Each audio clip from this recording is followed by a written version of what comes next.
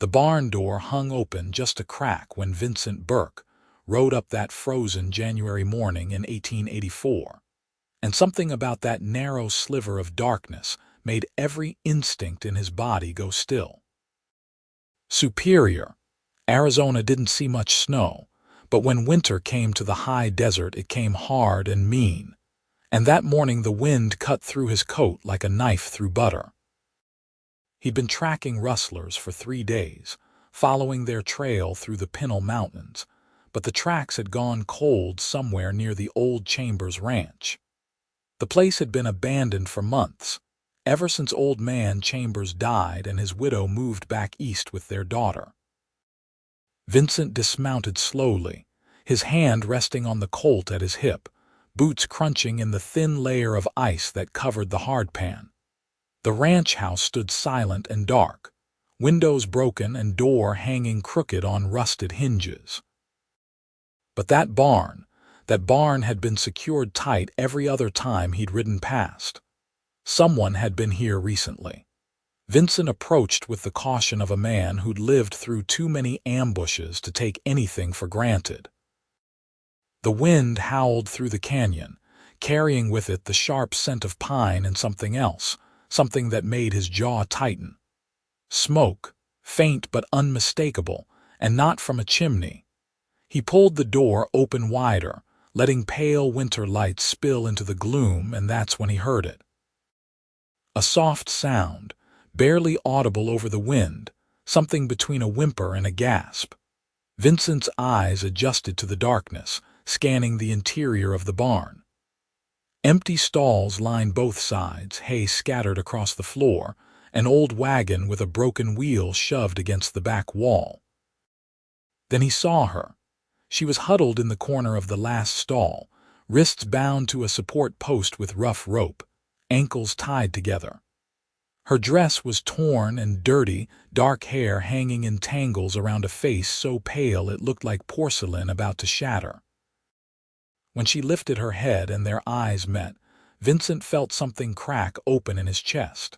She couldn't have been more than 22 or 23, with eyes the color of storm clouds and lips blue from cold. "Jesus Christ," Vincent breathed, already moving toward her. He dropped to his knees beside her, pulling his knife from his belt. "Easy now, I've got you. You're safe." Her whole body trembled, whether from cold or fear he couldn't tell, probably both. He cut through the ropes at her wrists first, and she immediately pulled her arms close to her body, trying to warm herself. The skin where the rope had been was raw and bleeding. Fury rose in Vincent's throat like bile. "Who did this?" His voice came out rougher than he intended, and she flinched. He gentled his tone, working on the ropes at her ankles. "I'm not going to hurt you. My name's Vincent Burke. I'm a ranch hand from the Double T spread south of here. Tell me your name." "Rebecca," she whispered, her teeth chattering so hard she could barely get the word out. "Rebecca Walsh." "Rebecca." He got the last rope free and shrugged out of his coat, wrapping it around her shoulders. She was freezing, her fingers like ice when they clutched at the heavy fabric. "How long have you been here?" "Since yesterday afternoon. Maybe longer. I don't know any more." Her voice was hoarse, like she'd been screaming. "They took my horse, my supplies, said they'd come back for me after they finished their business in town." Vincent's hands clenched into fists. "Who were they? How many?" "3 men. I didn't know them. They stopped me on the road from Tucson, said they were headed to Superior for work. I was stupid enough to believe them, stupid enough to ride with them when they said the trail was safer in numbers." A sob caught in her throat. "When we got here, they grabbed me, tied me up. Said I'd fetch a good price somewhere down in Mexico." The rage that filled Vincent was cold and sharp as a winter morning. Human trafficking. He'd heard stories about it happening in these parts, men stealing women and children to sell across the border, but he'd never come face to face with it before. "Can you describe them?" Rebecca's eyes squeezed shut, and tears tracked down her dirty cheeks. "One was tall, had a scar across his left eye. Another was short and stocky, missing his front teeth. The third one, the leader, he had red hair and a cruel smile. They wore guns, all of them. Vincent knew them, or at least he knew who they had to be. Red Murphy and his boys had been causing trouble up and down the territory for months, everything from cattle rustling to stagecoach robbery. The law wanted them, but they were slippery as snakes and twice as mean. When did they leave? Last night, just after dark. Said they'd be back by noon today. Her voice broke. Please don't let them take me. Nobody's taking you anywhere. Vincent stood, helping her to her feet. Her legs nearly gave out and he caught her, steadying her against him. Can you ride? I think so. I used to ride every day back home in St. Louis. Good. My horse can carry us both until we get you somewhere safe. He guided her toward the barn door, his mind already working through the options. Superior was 5 miles south, but if Murphy and his gang were coming back at noon, they'd likely be riding from that direction. The Double T was 8 miles east, over rougher terrain but safer. We're going to my ranch. The foreman there, Jack Taylor, he'll help us figure out what to do next. Rebecca stumbled, and Vincent caught her again, this time lifting her into his arms without asking. She weighed almost nothing, and he could feel every shiver that ran through her body. I've got you, he said quietly. I promise, whoever did this to you, they'll answer to me. Something in his voice must have convinced her, because she nodded against his shoulder and let herself relax a fraction. Vincent carried her out of the barn and over to his horse, a sturdy buckskin gelding named Copper. The horse snorted and shifted as Vincent approached, sensing his rider's tension. Easy, boy. We've got a passenger. Getting Rebecca into the saddle took some maneuvering, but Vincent managed to lift her up and then swing up behind her, settling her sideways across his lap so she could lean against his chest. She was still shaking, and he wrapped one arm around her waist to hold her steady while the other hand gripped the reins. Hold on tight, he told her, and nudged Copper into a quick trot, heading east toward the mountains. The ride to the Double T took just over an hour, and by the time they arrived, Rebecca had stopped shivering quite so violently. Vincent had talked to her the whole way, partly to keep her conscious and partly to distract her from what had happened. He told her about the ranch, about the 1,500 head of cattle they ran, about Jack Taylor who'd taken him in 6 years ago when he'd been nothing but a drifter with a troubled past. He told her about the mountains, about the copper mines that had given Superior its lifeblood, about the way the desert bloomed in spring if you were lucky enough to get rain. Rebecca listened, her head resting against his shoulder, occasionally asking questions in that hoarse whisper. Where was he from originally? Missouri. Did he have family? Not anymore. What made him come to Arizona? The same thing that brought most men west, a need to start over and leave the past behind. The Double T ranch house came into view just as the sun climbed toward noon, a sprawling adobe structure with a red tile roof and a wide porch that wrapped around 3 sides. Outbuildings dotted the property, bunkhouse and barn and equipment sheds, corrals filled with horses. Smoke rose from the chimney, and Vincent had never been so grateful to see home in his life. Jack Taylor came out onto the porch as they rode up, a tall man in his 50s with silver hair and sharp blue eyes that missed nothing.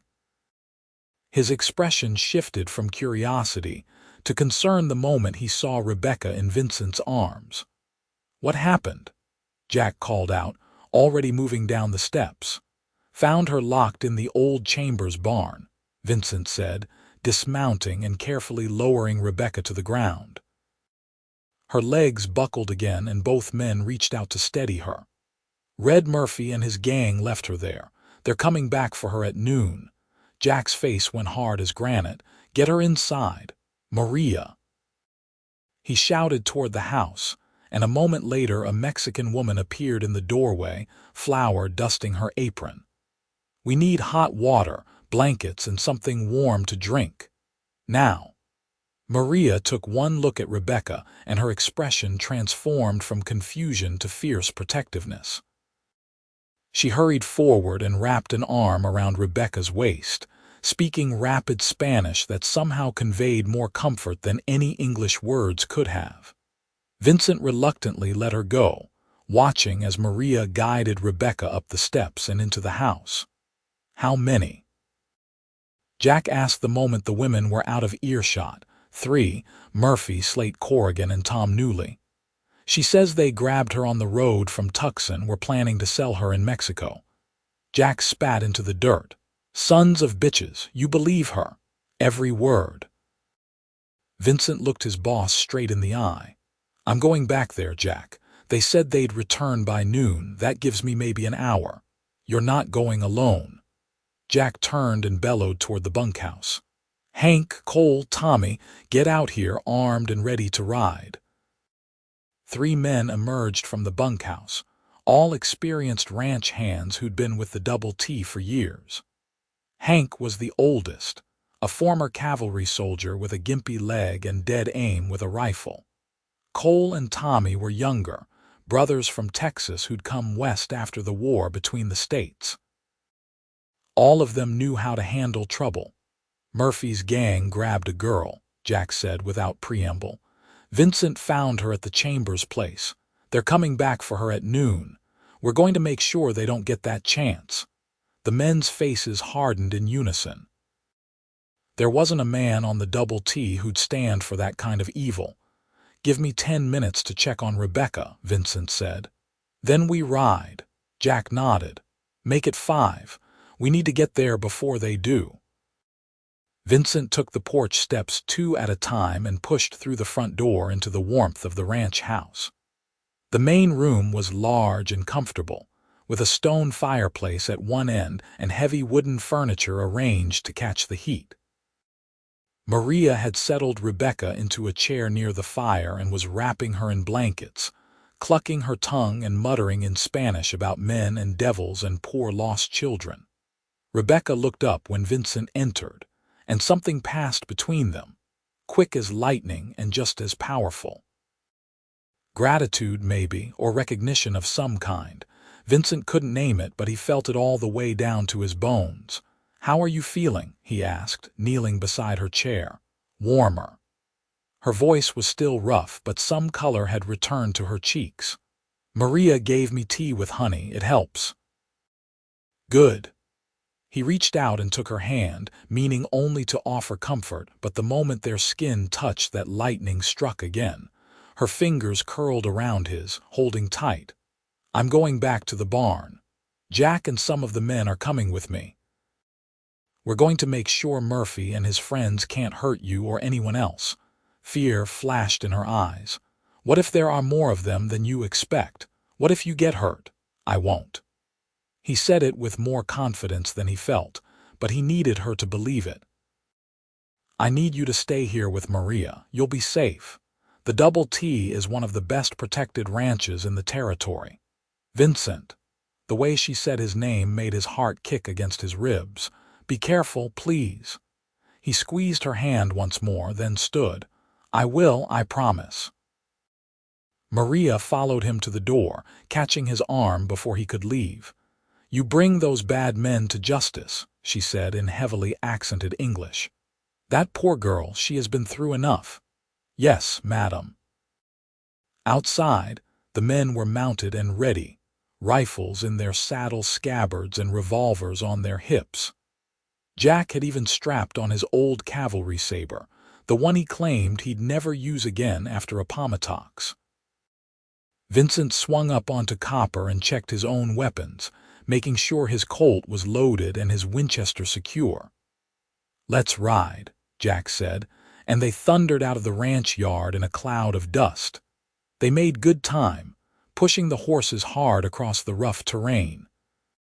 The sun climbed higher, burning off the morning frost and turning the sky that peculiar shade of blue that only happened in the desert. Vincent's mind kept drifting back to Rebecca, to the feel of her in his arms, to the way she'd looked at him like he was something more than just a drifter with a gun. He shook his head, trying to focus. There'd be time to think about that later, after Murphy was dealt with. They approached the Chambers Ranch from the north, using the terrain for cover. Jack posted Hank on a ridge overlooking the barn with his rifle, giving them a sniper's advantage. The rest of them spread out, taking positions behind the old wagon, the water trough, the corner of the ranch house. And then they waited. Noon came and went. The sun beat down despite the cold, and Vincent felt sweat trickle down his spine beneath his shirt. Maybe Murphy wasn't coming back. Maybe he'd heard somehow that Rebecca was gone and decided to cut his losses. But Vincent's gut told him different. Men like Red Murphy didn't give up that easy, especially not when there was money involved. It was 12:30 when Vincent heard the horses. 3 riders, coming from the south just like Rebecca had said. He caught Jack's eye and got a slight nod in return. Everyone tensed, fingers on triggers, ready. The riders came into view, and Vincent recognized Red Murphy immediately from Rebecca's description. The man sat his horse like he owned the world, red hair blazing in the sunlight, that cruel smile playing around his mouth. Slate Corrigan and Tom Newley flanked him, both looking mean and hard. They pulled up in front of the barn, and Murphy dismounted. "Well now," he called out, his voice carrying across the yard. "Let's see if our little investment is still where we left her." He walked toward the barn door, and that's when Jack stepped out from behind the ranch house, his Colt pointed straight at Murphy's chest. "I don't think so."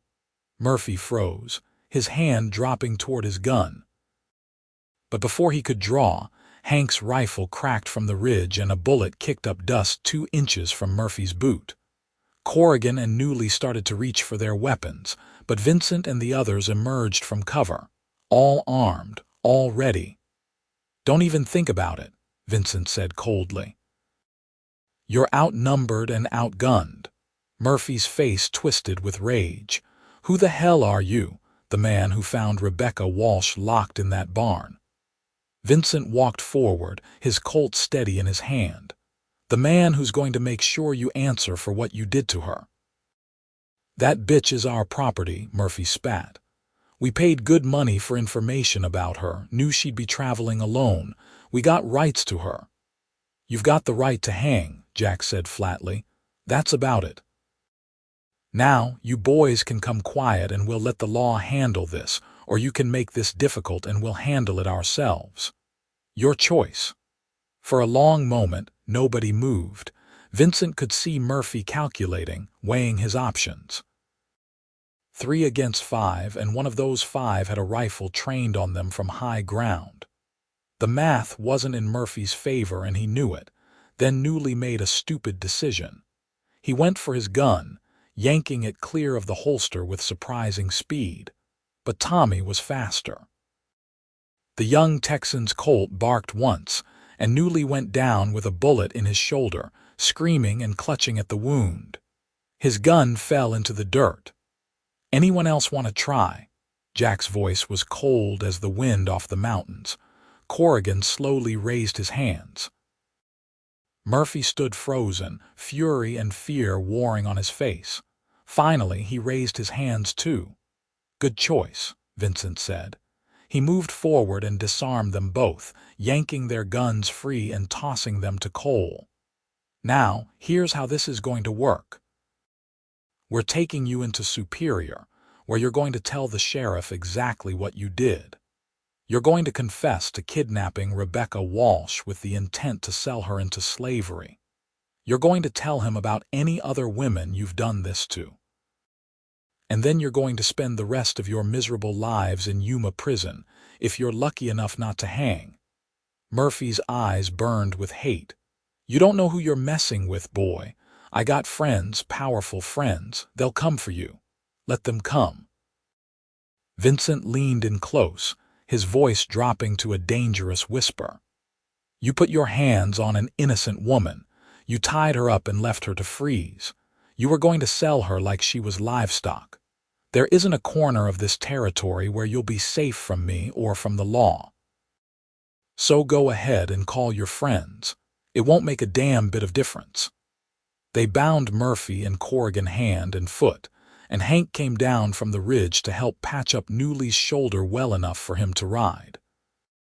The whole time, Murphy kept up a stream of threats and curses, but Vincent tuned him out. All he could think about was getting back to the Double T, back to Rebecca, making sure she knew she was safe now. The ride into Superior took an hour, the 3 prisoners tied to their saddles and surrounded by armed men. Sheriff Ben Morrison was a solid lawman, tough and fair, and when they brought Murphy's gang into his office and explained what had happened, his face went purple with rage.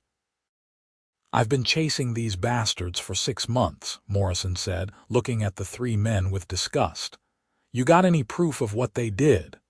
"Rebecca Walsh," Vincent said. "She's at the Double T under protection. She can identify all 3 of them, tell you what they plan to do with her." "I'll need to take her statement." Morrison pulled out a set of shackles and began securing the prisoners. "But based on what you've told me and what I already know about these 3, I'd say we've got enough to hold them for trial. Judge won't be through for another 2 weeks, but they're not going anywhere." "Good." Jack crossed his arms. "What about the reward?" "There's paper out on Murphy for the stage robbery last fall, $500 dead or alive." Morrison grinned without humor. "Since you brought him in breathing, you boys can split that. Stop by tomorrow and I'll have it ready." They left the prisoners in Morrison's capable hands and rode back toward the Double T. The sun was starting to sink toward the western mountains, painting the sky in shades of orange and pink. Vincent felt the tension drain out of his shoulders for the first time since that morning. It was over. Rebecca was safe. When they arrived back at the ranch, Maria met them at the door with the news that Rebecca was asleep, finally warm and fed and resting in the guest bedroom. Vincent nodded, relief washing through him. He helped the other men tend to the horses, then cleaned himself up at the pump outside the bunkhouse. By the time he made it back to the main house, night had fallen and stars blazed overhead in the cold January sky. Jack was in the main room pouring himself a whiskey. He looked up when Vincent entered and gestured to the bottle. "Want one, please?" Vincent accepted the glass and took a long swallow, letting the burn settle in his stomach. "That was good work today," Jack said quietly. "Quick thinking finding her when you did. Another few hours in that cold and she might not have made it. I know." Vincent stared into his glass. "Jack, I want to make sure she's protected. If Murphy's got friends like he says, they might come looking for her. Way ahead of you. I've already told the boys to keep watch, extra patrols at night. Nobody's getting onto this property without us knowing about it." Jack studied him with those sharp eyes. "You seem pretty invested in this girl you just met." Vincent met his gaze steadily. "She deserves to be safe. After what she's been through." "Agreed. But that's not all it is it?" Vincent didn't answer because he didn't know how. What he'd felt when he found Rebecca, when he held her, when she said his name, it wasn't something he could explain. It was too new, too raw, too powerful. Jack chuckled and clapped him on the shoulder. "Well, she's welcome to stay here as long as she needs. We've got the room and Maria's already taken a shine to her. Just don't do anything stupid." "Yes, sir." Vincent finished his whiskey and headed to his own quarters in the bunkhouse, but sleep eluded him for hours.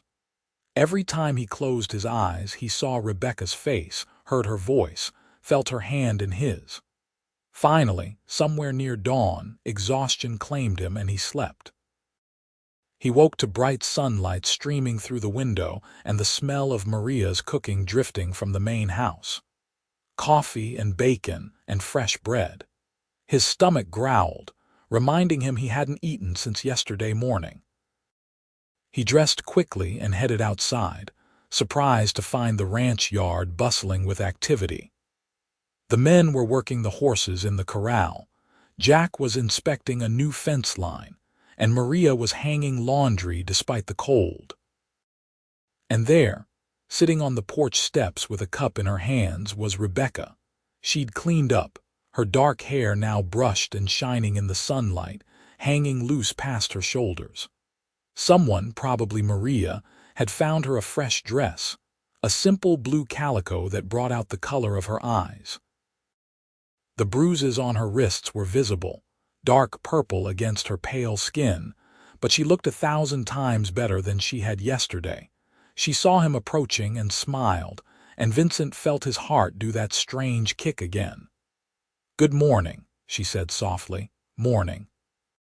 He climbed the steps and sat down beside her, suddenly awkward. "How are you feeling?" "Much better. Maria has been wonderful. She made me breakfast, found me clothes, even sat with me last night when I couldn't sleep." Rebecca looked down at her cup. "I keep thinking about what could have happened if you hadn't found me, if you'd ridden a different trail or come an hour later. But I didn't. You're safe now. Because of you." She turned to look at him, and the gratitude in her eyes was almost too much to bear. "Vincent, I don't know how to thank you. You saved my life. You don't need to thank me. Any decent man would have done the same. But you're the one who did it. You and Mr. Taylor and his men. You risked yourselves to help me, and you made sure those horrible men will face justice." Her voice wavered. "I was so scared. I thought I was going to die in that barn or worse. And then you were there, and you were so kind, and you promised me I'd be safe. You kept that promise." Vincent reached out and took her hand, the gesture feeling both natural and terrifying at the same time. "You are safe, Rebecca. I give you my word, as long as you're on the double T, nobody will hurt you." They sat in silence for a while, hands linked, watching the ranch come to life around them. Finally, Rebecca spoke again. "Maria told me the sheriff will want to take my statement." "About what happened?" "Probably today or tomorrow. Are you ready for that?" "I think so. I need to tell the truth, make sure those men can't do to anyone else what they tried to do to me." She squeezed his hand. "Will you come with me? To town, I mean. I don't want to face them alone." "Of course. I'll be right there with you." Jack came up onto the porch just then, tipping his hat to Rebecca. "Morning, Miss Walsh. Good to see you looking better." "Thank you, Mr. Taylor, for everything. Your hospitality has been overwhelming. Think nothing of it. Any enemy of Red Murphy is a friend of mine." He looked at Vincent. "Sheriff Morrison sent word he'll be by this afternoon to take Miss Walsh's statement. Figured it'd be easier on her than making her come into town." Relief crossed Rebecca's face. "That's very considerate of him. Ben's a good man." Jack settled into one of the porch chairs. "Now, Miss Walsh, if you don't mind my asking, what were you doing traveling alone from Tucson? That's dangerous country for anyone, let alone a young woman by herself." Rebecca's expression grew somber. "I was coming to Superior to meet my uncle. My father died 6 months ago, my mother 3 years before that. I've been living with my aunt in St. Louis, but she remarried, and her new husband made it clear I wasn't welcome.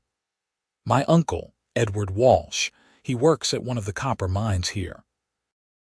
He wrote and said he could give me a home, help me start fresh." "Edward Walsh," Jack repeated, frowning. "Tall fellow, works the number 3 shaft at the Silver King." "Yes. Do you know him?" "We've met a few times in town." "Good man, hard worker. Does he know you're here?" Rebecca shook her head. "I was supposed to arrive yesterday. He's probably worried sick by now." "We'll get word to him," Jack promised. "Soon as the sheriff's done with you, Vincent can ride you into Superior, let you reunite with your uncle." The thought of Rebecca leaving, even just to go to her uncle's house in town, made Vincent's chest tighten. But he kept his expression neutral and nodded. "Of course." Sheriff Morrison arrived just after lunch, riding up with a deputy and a grim expression. He was gentle with Rebecca, though, asking her to tell him everything that had happened in her own words. She recounted the whole story, her voice steady despite the tremor in her hands.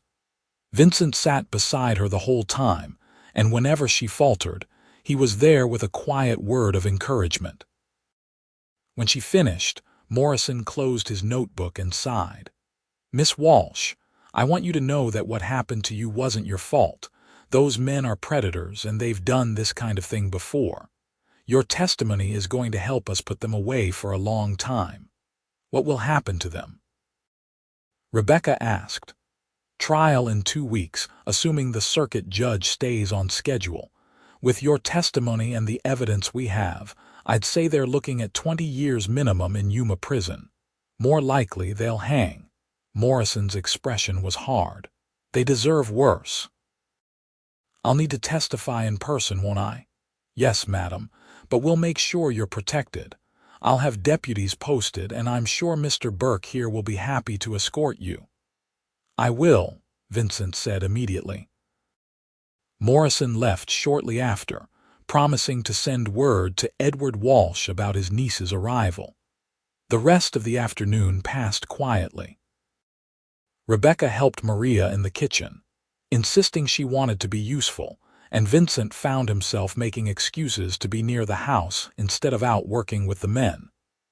Jack noticed, of course, and the knowing smile on his face made Vincent's ears burn, but the foreman didn't comment.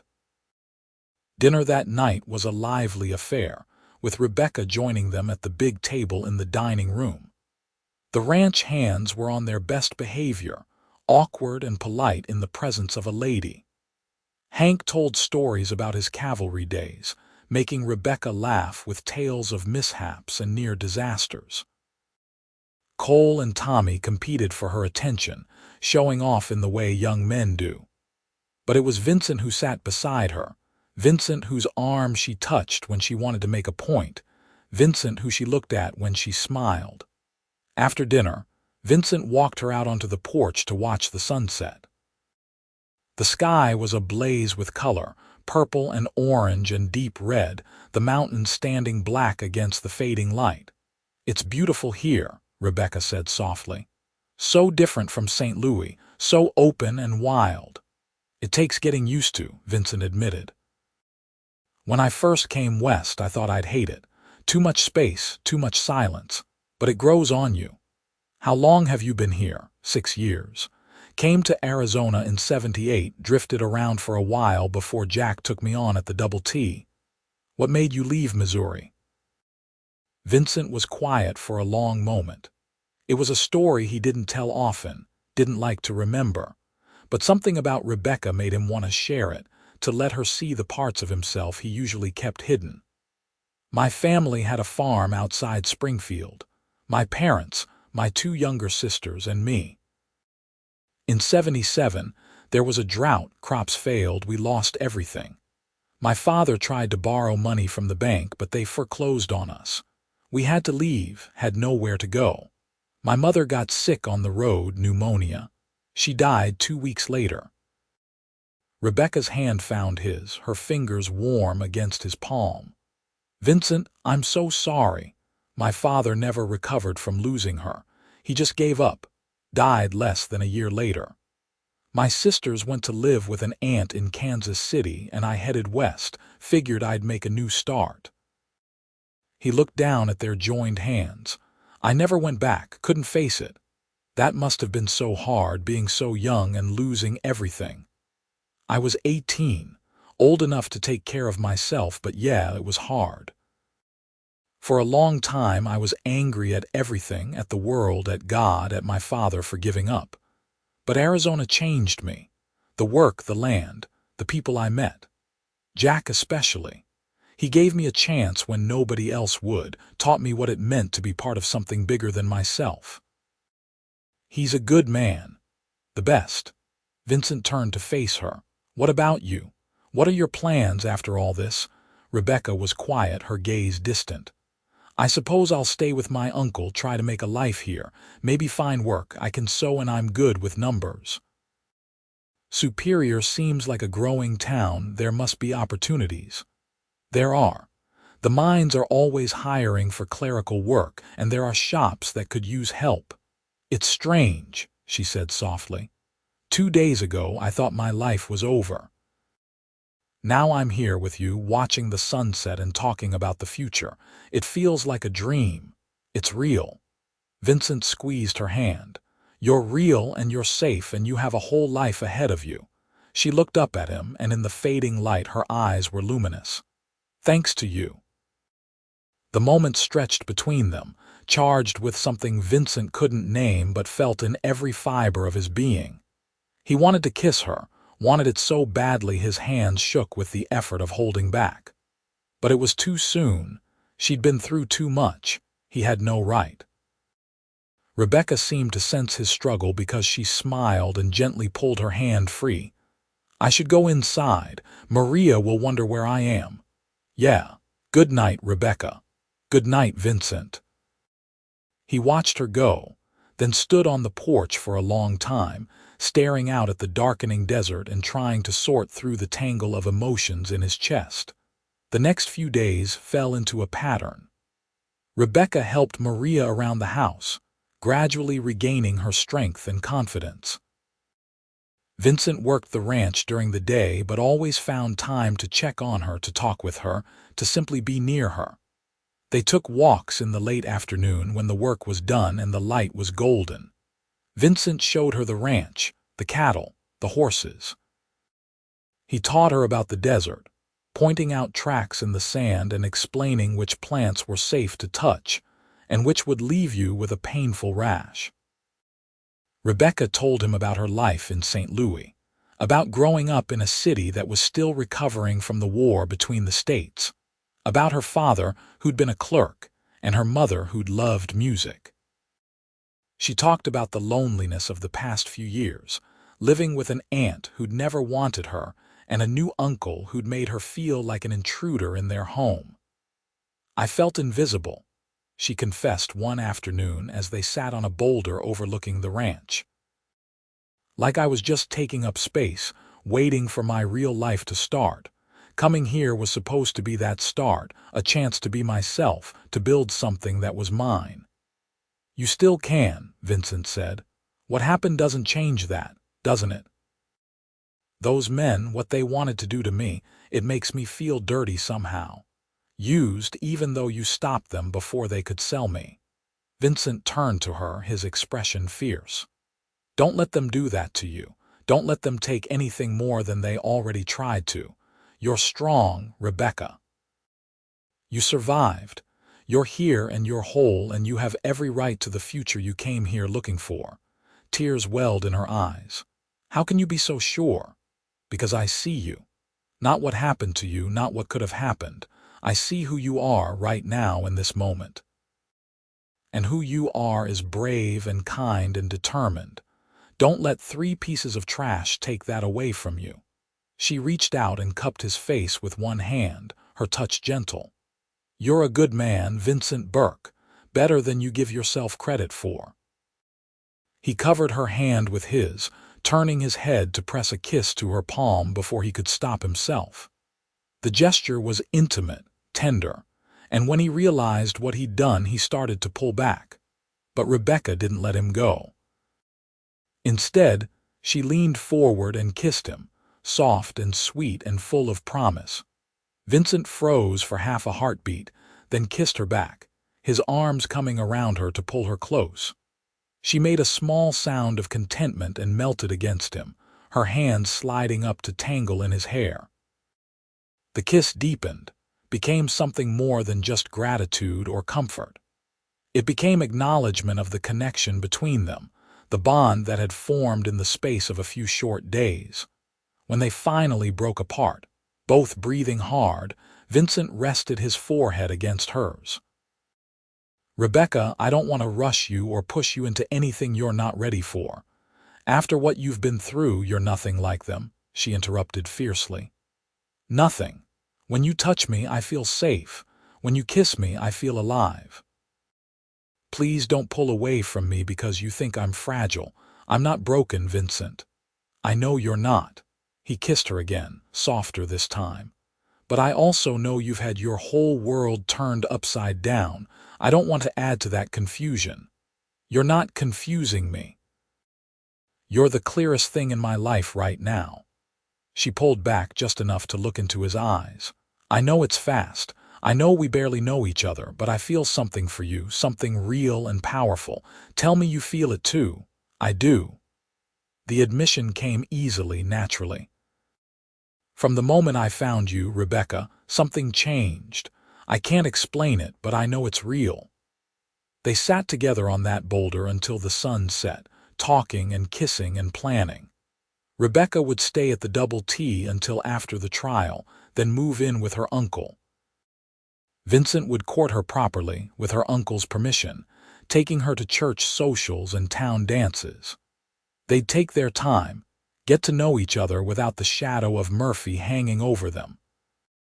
But that night, lying in his bunk and staring at the ceiling, Vincent knew with absolute certainty that Rebecca Walsh was the woman he was going to marry. He'd never been more sure of anything in his life. The morning of the trial arrived cold and clear. Vincent had been into Superior the day before to meet Edward Walsh, Rebecca's uncle, and explain the situation. Walsh was a big man with kind eyes and a firm handshake, and he'd listened to Vincent's careful recitation of events with growing horror. "My niece could have died," Walsh said when Vincent finished, "and you saved her." "I did what anyone would have done, sir." "No, you did what a good man does. You saw someone in need and you helped, no questions asked." Walsh extended his hand again. "Thank you, Mr. Burke, I'm in your debt." "You don't owe me anything, but I do need to tell you something else." Vincent took a deep breath. "I care about your niece, Mr. Walsh, more than I probably should, given how short a time we've known each other. With your permission, I'd like to court her properly." Walsh studied him for a long moment, then nodded slowly. "Rebecca mentioned you in her letter. Said you were a good man, a kind man. That's high praise from her. She doesn't trust easily, especially after what happened with my sister's new husband. I'll never give her reason not to trust me." "See that you don't. You have my permission to court her, Mr. Burke. But if you hurt her, good man or not, you'll answer to me." "Fair enough, sir." Now, standing outside the courthouse in Superior, Vincent watched as Rebecca climbed down from the wagon with her uncle's help. She was wearing her best dress, a dark green that brought out the color of her eyes, and her hair was pinned up in a neat bun. She looked nervous but determined. Vincent moved to her side immediately. "You ready for this?" "As ready as I'll ever be." She took his arm, drawing strength from his presence. The courthouse was packed. Seemed like half the town had turned out for the trial of Red Murphy and his gang. Sheriff Morrison had posted extra deputies around the building, and Jack had brought several of the ranch hands along as additional protection. Vincent kept close to Rebecca as they made their way inside, his hand resting on the Colt at his hip. The trial itself was brutal. The prosecutor laid out the charges in stark detail, calling witness after witness to testify about Murphy's various crimes. When it was Rebecca's turn to take the stand, Vincent watched as she walked to the front of the courtroom with her head held high. She told her story clearly and without flinching, describing exactly what Murphy and his men had done, what they'd said, what they'd planned. Murphy's lawyer tried to discredit her, suggesting she'd gone with them willingly, that she was a woman of questionable morals. Rebecca's eyes flashed with anger, and she cut him off mid-sentence. "I am a woman who was traveling to meet her uncle and start a new life," she said sharply. "I trusted 3 men who seemed kind and helpful, and they betrayed that trust. They tied me up, left me in a freezing barn, and planned to sell me like I was property. That is the truth, sir, and no amount of your twisted words will change it." The courtroom erupted in applause, and the judge had to bang his gavel for order. Murphy's lawyer sat down, red-faced and defeated. Vincent testified next, describing how he'd found Rebecca and what she'd told him. Jack testified about the confrontation at the Chambers Ranch. Sheriff Morrison presented evidence of Murphy's other crimes, including 2 other women who came forward to say they'd narrowly escaped similar fates. The jury deliberated for less than an hour. When they returned, the foreman stood and announced the verdict. "We find the defendants guilty on all charges." The judge sentenced them to hang, execution to be carried out in 2 weeks. Murphy erupted in fury, screaming threats and curses as the deputies dragged him from the courtroom. But it was over. Justice had been served. Outside, Rebecca sagged against Vincent, relief and exhaustion washing over her. "It's done," she whispered. "It's really done." "It is." He held her close, not caring who saw. "You were amazing in there. I was terrified. Couldn't tell. You were strong and brave, and you made sure those men will pay for what they did." Edward Walsh approached, pride shining in his eyes. "Well done, Rebecca. Your father would have been proud of you." She hugged her uncle tight, then turned back to Vincent. "Will you come to dinner tonight, at my uncle's house?" "I'd be honored." Dinner that night was a warm, lively affair. Edward Walsh's house was small but comfortable, and he'd clearly made an effort to prepare a special meal in celebration of the trial's outcome. He asked Vincent about his work at the Double T, about his plans for the future, about his intentions toward Rebecca. Vincent answered honestly, explaining that he hoped to save enough money to buy his own small ranch someday, maybe raise horses in addition to cattle. "That's a good goal," Walsh said approvingly. "A man should have land of his own, something to build on." After dinner, Vincent and Rebecca sat on the small porch outside Walsh's house, watching the stars emerge in the darkening sky. The January cold had eased slightly, replaced by a gentle coolness that was almost pleasant. "My uncle likes you," Rebecca said, her head resting on Vincent's shoulder. "Good, I like him too. He's a good man, cares about you, he does. He's the only family I have left." She was quiet for a moment. "Vincent, what happens now, with us, I mean?" "Now we take our time. I court you properly, come calling on Sundays, take you to town events. We get to know each other without the pressure of life and death hanging over us. And then, if you'll have me, I ask you to marry me. We build that future we talked about together." Rebecca lifted her head to look at him, her eyes shining. "I'll have you, Vincent Burke. Today, tomorrow, always. I already know that. So do I." He kissed her softly. "But let's do this right anyway. Let's have the courtship and the romance and all the things you deserve." "Okay," she agreed. "But just so you know, my answer will be yes whenever you ask." The next few months were the happiest of Vincent's life. He came calling every Sunday without fail, bringing Rebecca flowers he'd picked himself from the desert. They attended church together, sat side by side at town socials, danced at the spring festival. Vincent met Rebecca's friends, the women she was beginning to form connections with in Superior. Rebecca visited the Double T often, helping Maria and getting to know the men who worked alongside Vincent. Edward Walsh gave them his blessing, and by the time spring arrived, everyone in Superior knew that Vincent Burke and Rebecca Walsh were courting. There was talk of a summer wedding, speculation about where they'd live, good-natured teasing from the ranch hands about Vincent being all domesticated. In May, Vincent took Rebecca up into the mountains to see the wildflowers that bloomed after the spring rains. They rode for hours, just the 2 of them, through meadows carpeted in yellow and purple and red. When they stopped to rest beside a creek, Vincent pulled a small box from his saddlebag. "I know we said we'd wait," he began, dropping to one knee in front of her. "But I can't wait anymore, Rebecca. These past 4 months have been the best of my life, and I want to spend the rest of my life with you. Will you marry me?" He opened the box to reveal a simple gold band with a small ruby set in the center. It had belonged to his mother, one of the few things he'd kept when his family fell apart. Tears streamed down Rebecca's face as she nodded. "Yes," she said, her voice breaking with emotion. "Yes, Vincent, I'll marry you." He slipped the ring onto her finger and kissed her, and in that moment, surrounded by wildflowers and mountain air, Vincent felt complete for the first time since he was a boy. They were married in late June in the small church in Superior, with half the town in attendance.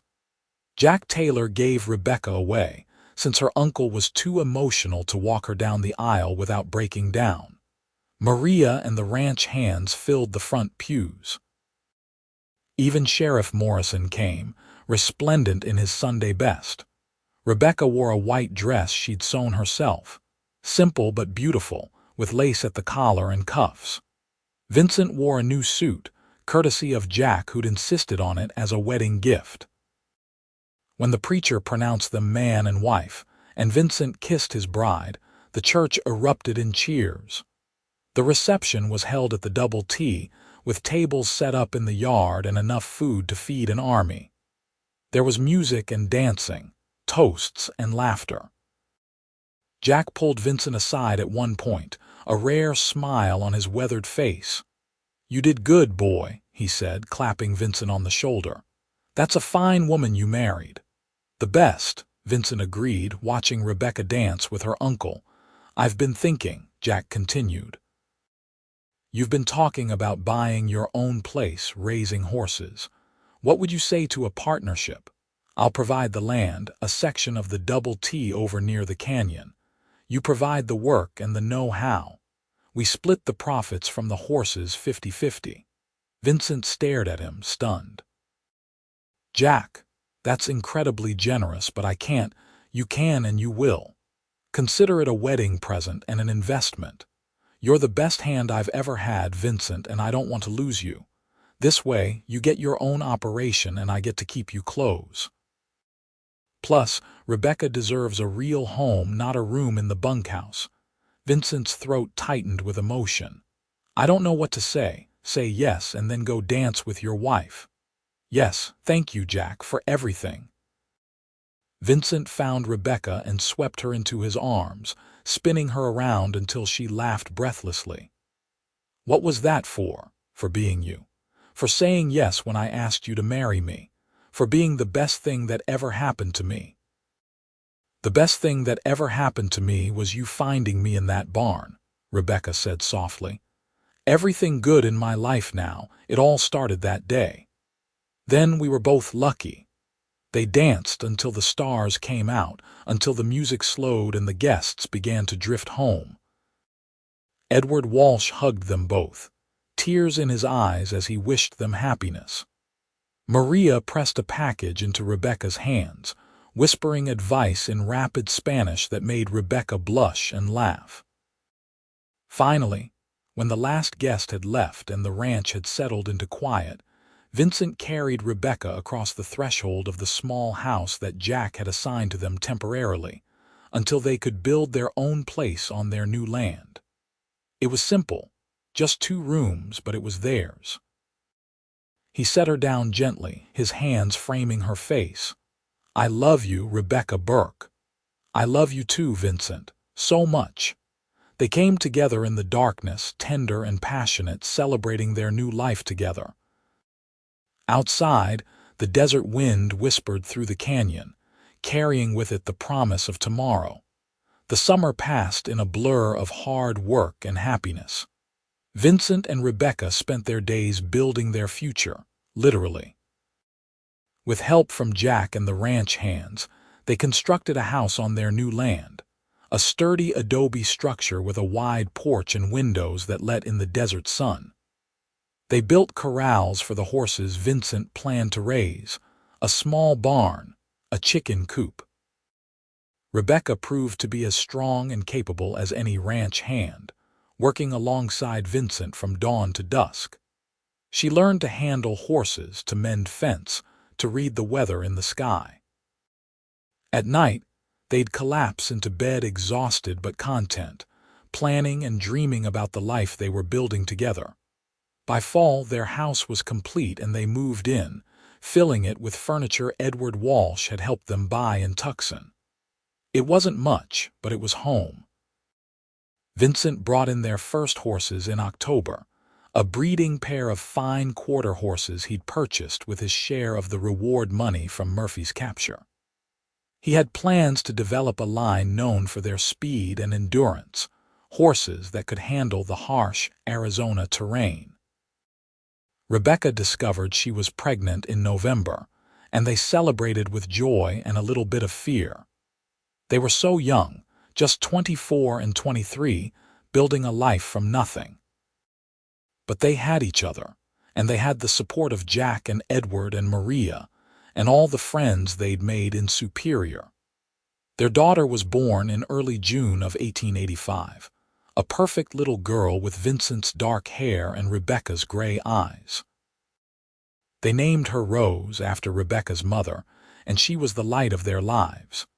Vincent had never known he could love someone so fiercely, so completely, until he held his daughter for the first time. Edward Walsh doted on his great niece, visiting often and spoiling her outrageously. Maria knitted endless blankets and sweaters, clucking over Rose like a grandmother. Jack, gruff and practical as ever, nonetheless carved a beautiful cradle for the baby and declared her the prettiest child in the territory. The horse breeding operation flourished. Vincent had a gift for it, an eye for good stock and a patience with training that produced exceptional animals. Word spread, and soon he had buyers coming from as far as New Mexico and California.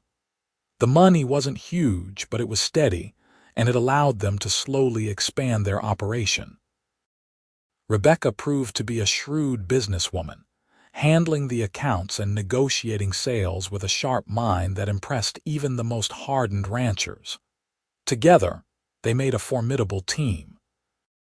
In the spring of 1887, Rebecca gave birth to their second child, a son they named Henry after Vincent's father. He was a robust baby, loud and demanding, and Rose was fascinated by her new baby brother. Their little house rang with laughter and the sounds of children, and Vincent often found himself stopping in the middle of work just to marvel at how much his life had changed. 3 years ago, he'd been a lone drifter with nothing but a horse and a gun. Now he had a wife he adored, 2 beautiful children, a thriving business and a place to call his own. It seemed impossible, like a dream he might wake up from at any moment, but it was real. Rebecca was real, warm and solid in his arms every night. Rose and Henry were real, growing and changing every day. The land, the horses, the future they were building, all of it was real. One evening in late summer, after the children were asleep, Vincent and Rebecca sat on their porch watching the sunset. It had become their ritual, this quiet time together at the end of the day, a chance to reconnect and remember what they meant to each other. "Do you ever think about that day?" Rebecca asked softly, her hand in his. "The day you found me, sometimes," Vincent admitted. "Not as much as I used to." "Why?" "I was thinking about it this afternoon, watching you with Henry. How different my life would be if you hadn't come along when you did, if you'd ridden a different trail, or if you'd ignored that open barn door. But I didn't. I was exactly where I needed to be, exactly when I needed to be there. Fate," Rebecca mused, "maybe, or just luck. Either way, I'm grateful for it every single day." She leaned her head on his shoulder, content. "I used to be so angry at my aunt's husband for making me leave St. Louis. I thought he'd ruined my life. Now I realize he gave me the greatest gift possible. He sent me to Arizona to you." "Everything happens for a reason," Vincent said. "The good and the bad, it all leads somewhere. For us, it led here, to home." "To home," he agreed. The years continued to pass, each one bringing new challenges and new joys. The horse operation grew steadily, and by 1890 they'd expanded to include cattle as well, running a modest herd on the range Jack leased to them. Vincent took on a hired hand, a young man from Texas named Samuel, who reminded him of himself at that age, eager and hardworking with something to prove. Rose grew into a bright, curious child who followed her father everywhere, wanting to know about every horse, every cow, every plant in the desert. Henry was more reserved, thoughtful, happiest with a book in his hands. Vincent loved them both fiercely, differently, completely. Rebecca became a pillar of the superior community, organizing church socials and helping new families settle in the growing town. The copper mines continued to expand, bringing more people, more opportunities. Superior transformed from a rough mining camp into a real town, with schools and shops and even a small theater. In 1892, Rebecca gave birth to twins, another boy and girl they named Thomas and Emily. The house that had seemed so spacious suddenly felt cramped, and Vincent and Rebecca found themselves planning an addition. With Samuel's help and contributions from Jack and Edward, they built on 2 more rooms and a larger kitchen, giving them space for their growing family. Edward Walsh retired from the mines in 1893, his health failing after too many years breathing in copper dust. He moved in with Vincent and Rebecca, spending his final years surrounded by the family he loved. He died peacefully in his sleep in early 1895, with Rebecca holding his hand and Vincent standing vigil. They buried him in the Superior Cemetery, next to the plot they'd reserved for themselves, keeping him close even in death. The loss hit Rebecca hard. Edward had been her last link to her parents, her only family besides Vincent and the children. She grieved deeply but found comfort in her husband's arms and in the love of her children. Vincent stood by her through it all, strong and steady, the rock she'd always known he would be. Jack Taylor passed away the following year, at the ripe old age of 72.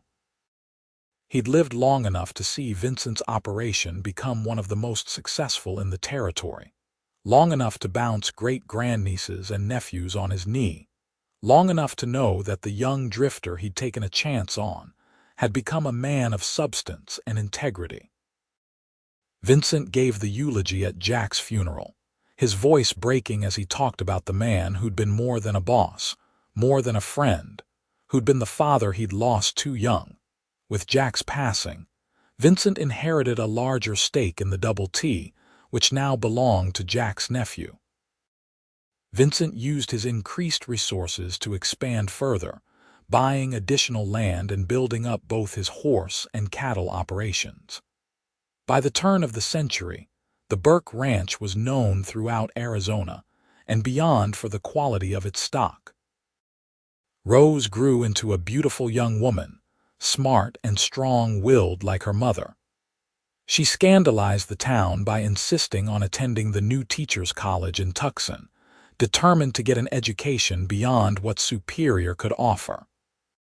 Vincent was proud of her, even as he worried about letting his little girl go out into the world. Rebecca reminded him that Rose was 18 now, the same age he'd been when he left Missouri, old enough to make her own choices. Henry showed an aptitude for business and numbers, taking over much of the ranch's accounting and expanding their sales territory. Thomas wanted to be a doctor, studying every medical text he could get his hands on. Emily, the baby at 8 years old in 1900, was still figuring out who she wanted to be, but she had her mother's determination and her father's quiet strength. On their 15th wedding anniversary, Vincent took Rebecca back to the meadow where he'd proposed, the place where wildflowers still bloomed every spring. They'd left the children with Samuel and his wife for the weekend, stealing away for a rare moment alone together. 15 years, Rebecca marveled, sitting beside Vincent on the same rock where he'd knelt all those years ago. Sometimes it feels like yesterday, and sometimes it feels like a lifetime. The best lifetime, Vincent said, wrapping his arm around her shoulders. "I meant what I said when I married you, Rebecca. You're the best thing that ever happened to me." "We're the best thing that happened to each other," she corrected gently. "We saved each other, Vincent. You saved me from that barn, from those terrible men. But I saved you too, from loneliness and grief and from that anger you carried for so long." "You did," he admitted. "Before I found you, I was just going through the motions, working, eating, sleeping, repeat. I didn't know what I was missing until I had it." "Love," Rebecca said simply. "Love," he agreed. "Family, home, purpose. All the things I thought I'd lost forever when my family died." They sat in comfortable silence, watching the sun paint the sky in brilliant colors.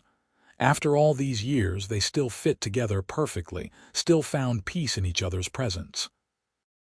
"Do you remember what you said to me?" Rebecca asked. "That first day in the barn." "I said a lot of things. You said, 'Whoever did this will answer to me.' You made me that promise before you even knew my name." Vincent thought back to that frozen January morning, to the rage he'd felt seeing her tied up and helpless, to the fierce protectiveness that had risen in his chest. "I did, and I kept that promise." "You've kept every promise you ever made to me. You said you'd keep me safe, and you have. You said you'd love me, and you do. You said we'd build a life together, and we have." She turned to look at him, her eyes shining with tears and love. "I am so grateful, Vincent, for that day, for you finding me, for every single moment we've had since then." "So am I." He kissed her, tender and sweet, a kiss that held 15 years of love and devotion and partnership. "Here's to 15 more and 15 after that, and as many as we're blessed with. To forever," Rebecca whispered against his lips. "To forever." They rode home as the stars emerged, still hand in hand, still as much in love as they'd been on their wedding day. The ranch house came into view, lights blazing in the windows, and they could hear the children's laughter carrying on the evening breeze. Samuel and his wife had clearly lost control of bedtime, but neither Vincent nor Rebecca minded. This was their life. Loud and chaotic and full of love. This was the future they'd built together, from the ashes of tragedy and trauma, from a chance encounter on a cold January morning. This was home. The years continued their steady march forward. Rose graduated from Teachers College and took a position at the school in Superior, becoming one of the most beloved teachers in town. She married a young engineer from the mines in 1903, a good man named Peter who reminded Vincent of himself at that age. They gave Vincent and Rebecca their first grandchild in 1904, a grandson they named Vincent Edward, carrying on both family names. Henry took over more and more of the ranch operations as Vincent's hair turned silver and his joints grew stiff. The boy had a head for business that surpassed his father's, expanding their sales network and modernizing their breeding program. He married a girl from Tucson in 1905, bringing her home to the ranch where she fit in like she'd always been there. Thomas got his wish and went to medical school in San Francisco, graduating in 1907 and returning to Superior to open a practice. The town desperately needed a doctor, and Thomas quickly became indispensable to the community. He married a nurse he'd met during his training, and together they saved countless lives. Emily, their surprise baby who wasn't such a baby anymore, showed a talent for art and music. She painted the desert landscapes she'd grown up with, capturing the stark beauty of Arizona in ways that made people stop and stare. She was courted by half the young men in Superior, but turned them all down, insisting she wasn't ready to settle down yet. "Let her have her time," Rebecca told Vincent when he worried about Emily's future. "She's only 21, there's no rush. I know, I just want her to be happy." "She is happy. Look at her, painting and singing and living her life. Not everyone needs to get married young like we did." Vincent had to admit she was right. Emily was happy, vibrant, and full of life. She'd find her path when she was ready. In 1910, Vincent turned 50. Rebecca threw him a party that seemed to include half of Arizona, friends and family and business associates coming from miles around to celebrate. Vincent stood on the porch of his home, looking out at the crowd, and felt overwhelming gratitude for the life he'd lived. 26 years since that January morning. 26 years since he'd found a frightened young woman in a barn and made her a promise. 26 years of building and growing and loving. Rebecca came to stand beside him, her hair now threaded with silver, lines of laughter around her eyes. She was 51, and to Vincent, she was as beautiful as the day he'd married her. More beautiful because now she carried the marks of their life together, the evidence of years spent side by side. "What are you thinking about?" she asked, slipping her hand into his. "How lucky I am, how blessed." He pulled her close. "How much I love you. I love you too. Always have, always will." Their children and grandchildren surrounded them, the ranch stretched out before them, the future bright with promise. This was what they'd fought for, worked for, built together from nothing. This was their legacy. As the sun set on Vincent's 50th birthday, casting the desert in shades of gold and purple, he thought back to that young man he'd been, angry and lost and drifting. He thought about the promise he'd made to a stranger in a barn, a promise that had changed both their lives forever. "Whoever did this will answer to me." He'd kept that promise. But more than that, he'd kept every promise he'd made since. To love, to cherish, to protect. To build a life worth living. To be the man Rebecca deserved, the father his children needed, the husband who showed up every single day. And looking around at everything they'd created together, Vincent Burke knew he'd succeeded beyond his wildest dreams. The story of how they met became family legend, told and retold to children and grandchildren. The cowboy who found the woman locked in the barn on that cold January morning, who'd vowed to protect her, and had kept that vow every day since. It was a story of chance and choice, of fate and free will, of two people who'd found each other when they needed it most. It was a love story. The best kind. The real kind. The kind that lasted. And 50 years later, when Vincent Burke died peacefully in his sleep at the age of 90, surrounded by his wife and children and grandchildren, they buried him in the Superior Cemetery with full honors. The whole town turned out to mourn the man who'd become a pillar of their community, who'd built a legacy of honesty and hard work and devotion.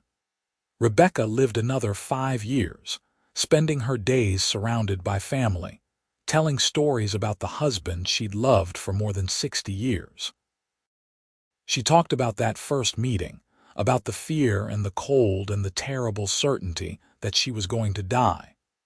She talked about the moment Vincent had appeared, cutting her free, wrapping her in his coat, making her a promise he would spend the rest of his life keeping.